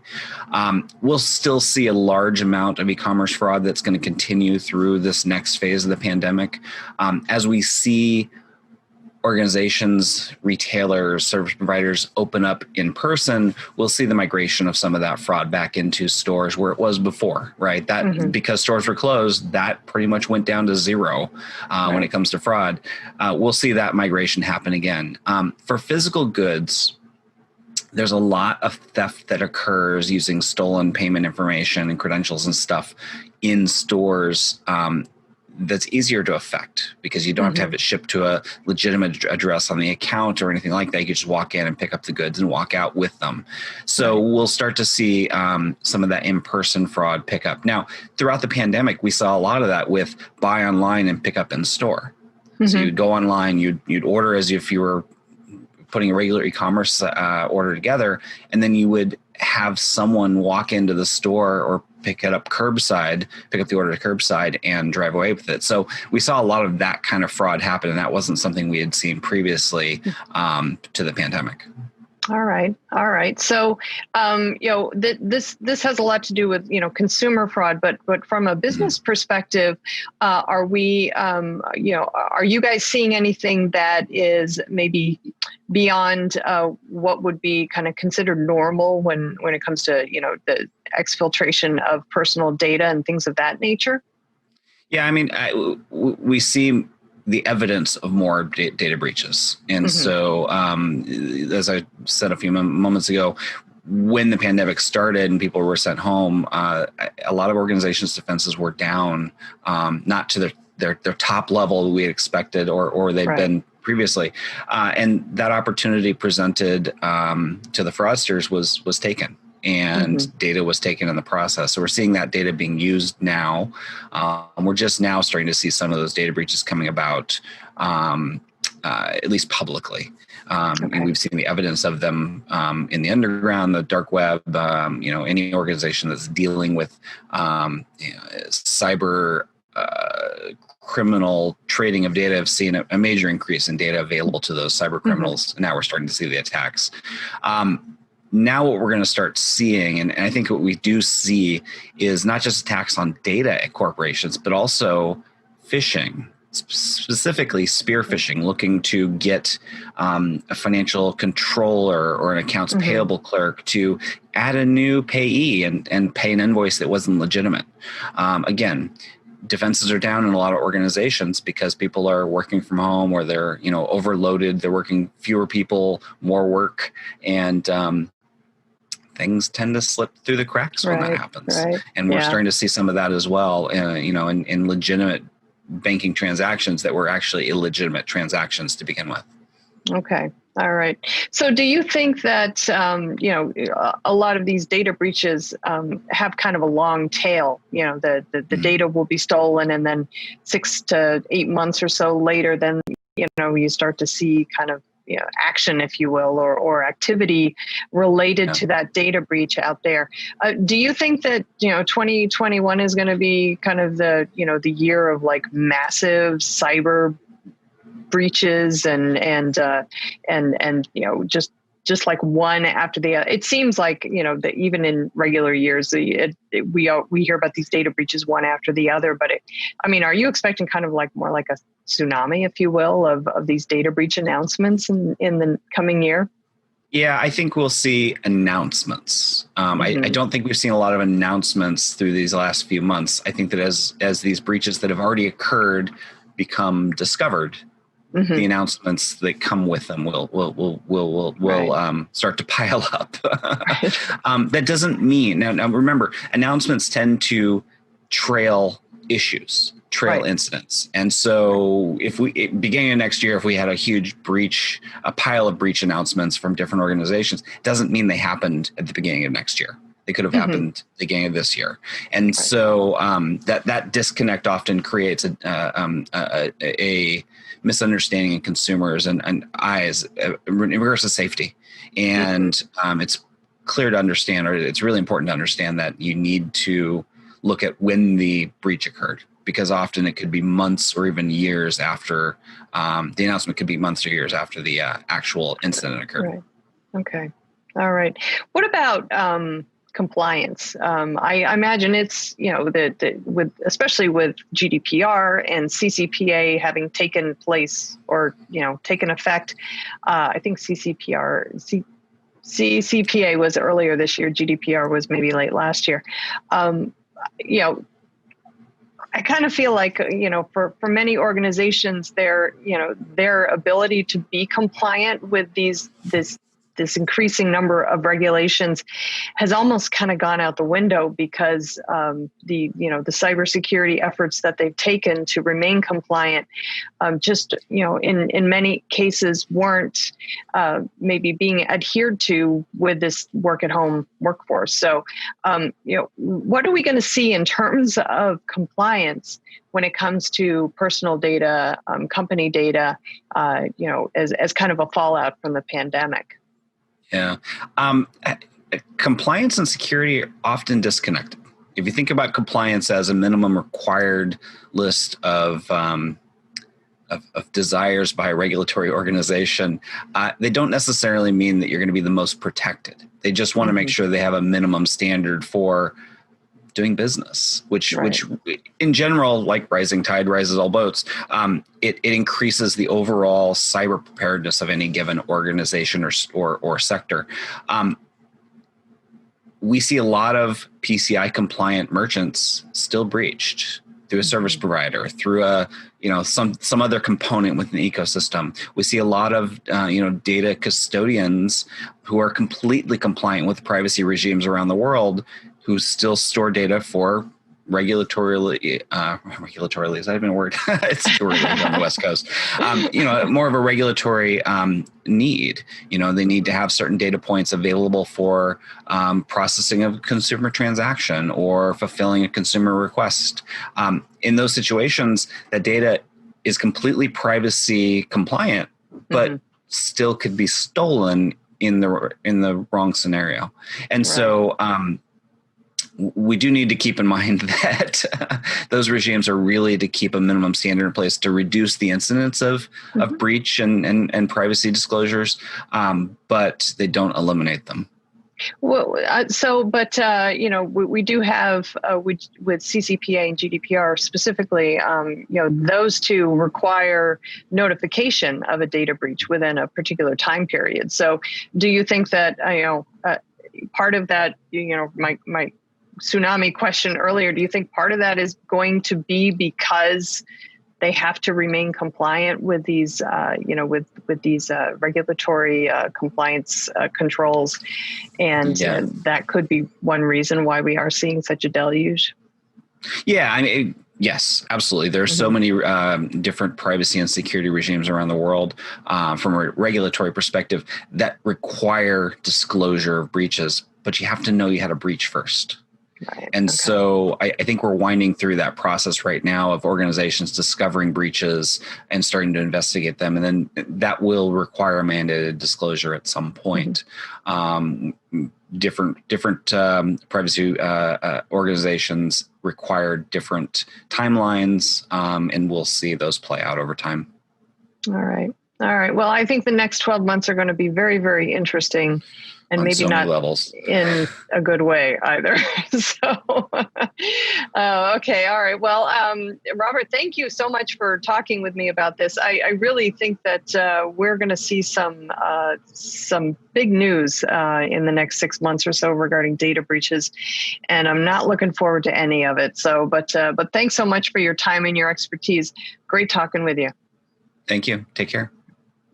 All right, everybody, please stick around. We've got lots more TechStrong TV coming up, so stay tuned.